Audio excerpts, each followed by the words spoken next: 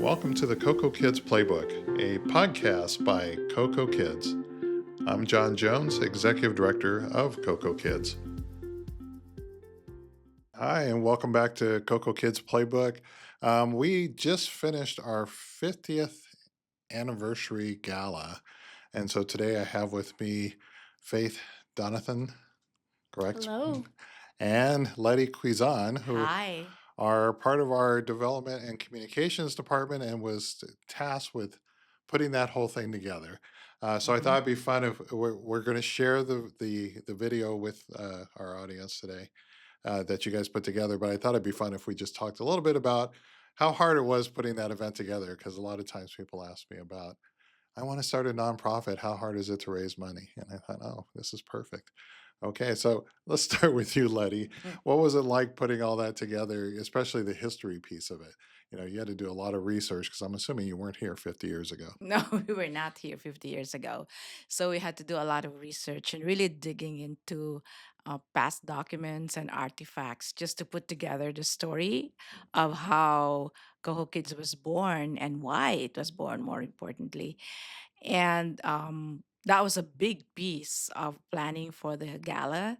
Aside, of course, from the event management part that included, the invitations, coordinating with the venue, most of all, getting sponsors. So we have money to start with, and planning for how we will raise funds during the event itself. Okay, so now when you say artifacts, it sounds like we have a museum here, or like Indiana Jones. So when you what artifacts did you have to dig up? We actually had some articles, old newspaper articles. We had some framed proclamations for what was then the Contra Costa Child Care Council, which is what we were called before.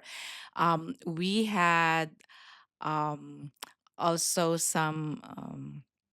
I don't know, some figurines that were given away, I think, by the Coco Kids officers to the staff or to parents who just enrolled with us. So there were a lot of very interesting bits and pieces that we had fun um, going through. Okay, all right, and Faith, you did all the heavy lifting, right? Yes. Yes, she Some of did. it, And yeah. and what most people don't know is this was your first Yeah, first fundraising event. event to put together. So Mhm. what was that like for you? It was awesome. Had no idea how much goes into every single little detail, even just securing sponsors, really going out of your way to reach out to people every single channel that you possibly can to attend. It's not just sending one invitation and then oop, everyone comes. You really have to engage people. But also every single detail down to the flowers, the venue, the menu cards. Yeah, it was cool to learn all that and put it all together. Guests at my table were asking who you were. They're like, "Who's that young woman running around?" I know. And I said, I "She's the know. wedding planner." Yeah, So- yeah. I Yeah. was all over the place. Yes. Yeah. okay, well, you guys did a wonderful job putting that together. If you were going to advise another organization, what would you have told them in putting together an event? Especially since organizations like ours, a lot of them are going to have their 50th anniversary. In fact, I know for a fact there was an executive director from another organization at our event taking notes and writing things Okay. down because she's going to be doing one in October. So, what would you advise this person or anyone who wants to do this? I would say don't do it. No, I'm just joking. I'm just joking. But that's true. Don't do it unless you have the dedication and the commitment and the really the determination to make it work and to make it successful. It takes, as they always say, the devil is in the details. And so it takes a lot of remembering and tracking and monitoring all the details from the guest list to the table assignments to the silent auction items and writing about them and marketing them. And we use a lot of social media too to market this. And it just takes a lot. But I want to also say it's fun. And it's one of the things that I really enjoy most about my job is that just really engaging people, bringing a community together to raise funds and to help a worthy cause like ours. Okay. And Faith, what would you recommend? Yeah, I would say start early. We started a year in advance almost, and I think that helped us, but still felt like it was coming quick, even planning a year out. And also you're 50 for the whole year, so plan little things around it, not just for the fundraiser, but even after. Okay. All right. Well, like I said, you guys did a wonderful job. And one of your tasks was to create a video that was shown at the event.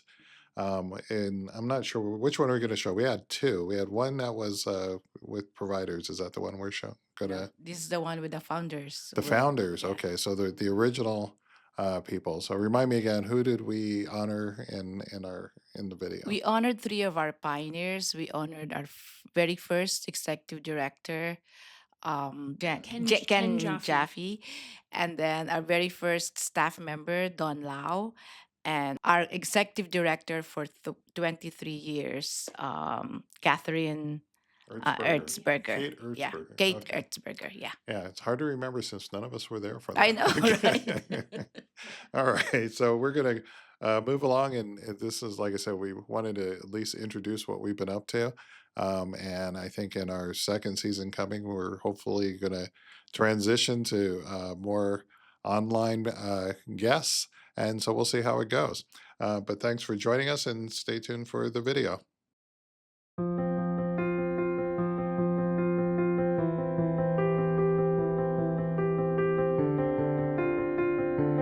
50 years ago, something extraordinary began with something very small.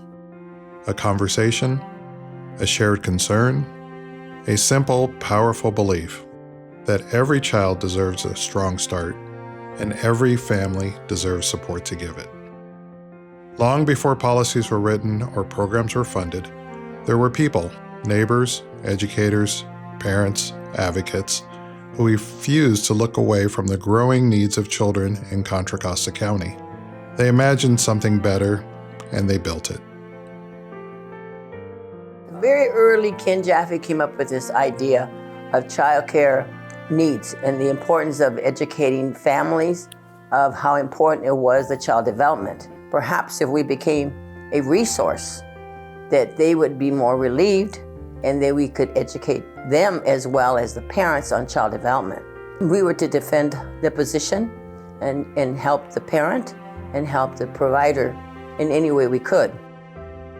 In the 1970s, childcare was finding its footing. Families were juggling work, growth, and uncertainty.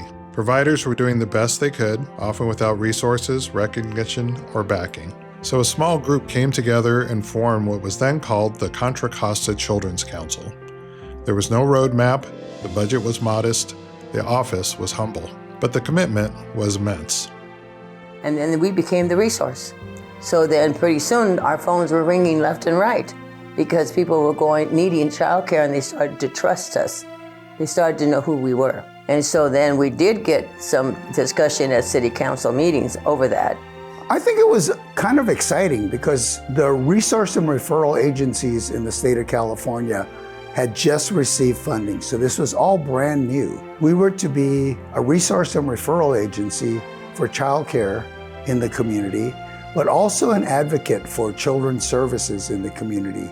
They wanted me to go out into the community and bring in other children's resources and bring people together so we could share resources like the YWCA, the YMCA, and different mental health services. I think part of what we were trying to do was build a real solid network in the community of childcare providers and children's services so folks kind of knew what each other were doing and they could then share resources. With a staff of 6 and determination as their greatest asset, they persevered, they listened. Our referrals to children were in a box, the 5x7-inch index cards. And we had paper maps on the wall. We had push pins on the maps where all of the child care was located. So every time we get a new child care, we'd put the push pin in. And then of course it was before cell phones and before computers. Everything was a hand-me-down. Everything came from a thrift shop. My office was actually in the closet. So I didn't have a window. It was an interesting period of time. They showed up where families needed them most, with supplies, enrollment help, training, and hope. And sometimes they showed up on wheels. I think it was probably maybe in the late 70s that we got this old school bus. It was painted green, and it became the Green Machine. And the Green Machine was filled with books and educational toys and all kinds of resources, and it would drive through various parts of the county, and providers, our child care community, would know about. They could bring their kids and they could check out books, toys, or whatever it is that they might need and not have access to. By the mid-1980s, it became clear that the work ahead was bigger than any single organization. In 1985, community leaders formed the Contra Costa Child Care Task Force, calling for one strong, coordinated vision to support child care across the county. In 1987, that vision became reality. The Contra Costa Children's Council and the Child Care Alliance merged, forming the Contra Costa Child Care Council. Well, we've seen a dramatic increase in the number of families who actually need to use childcare. And parents call us when they need childcare, and we attempt to match them up with the programs that seem to best meet their needs and make referrals.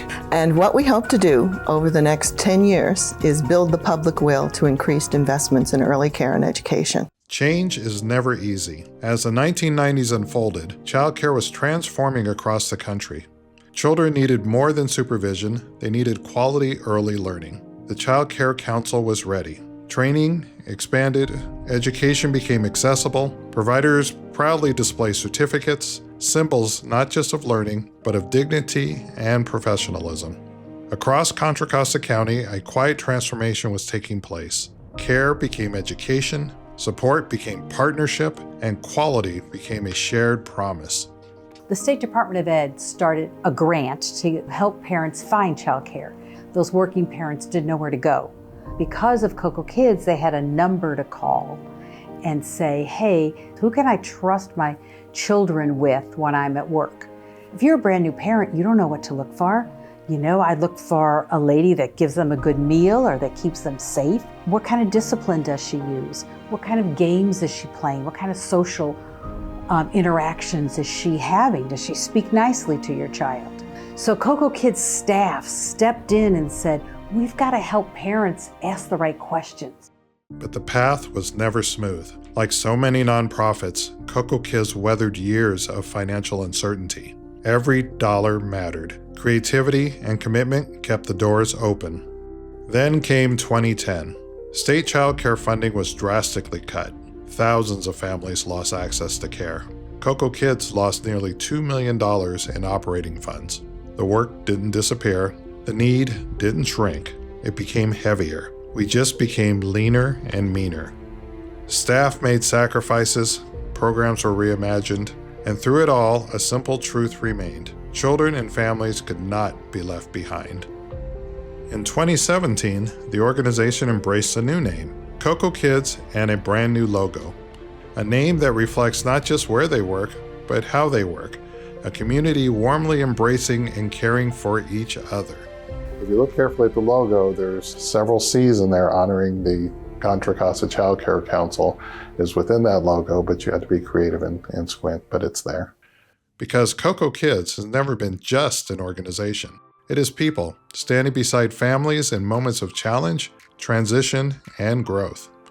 The children supported today become tomorrow's leaders. Business owners, voters, innovators, and neighbors. They are the living legacy of this work. When people think of childcare, they think a child goes somewhere and a wonderful person takes care of them for the full day, and then their parents picks them up and takes them home. And in reality, it's a lot of policies, a lot of arguing, a lot of adults trying to figure out what's the best thing, the best way to serve a child. And if we don't make children first, then it's going to be harder to build a strong foundation and thus for us to have a bright future. And here we are, once again at a pivotal moment. The challenges remain real, the need continues to grow. So there's a lot of work to be done, and I think it really depends on where we put children in terms of our priorities and our values. 50 years has shown us this. Community changes everything. Guided by the strength of our past and carried forward by those gathered here tonight. The next 50 years of CocoKids are filled with promise. Because when we invest in children, we invest in possibility.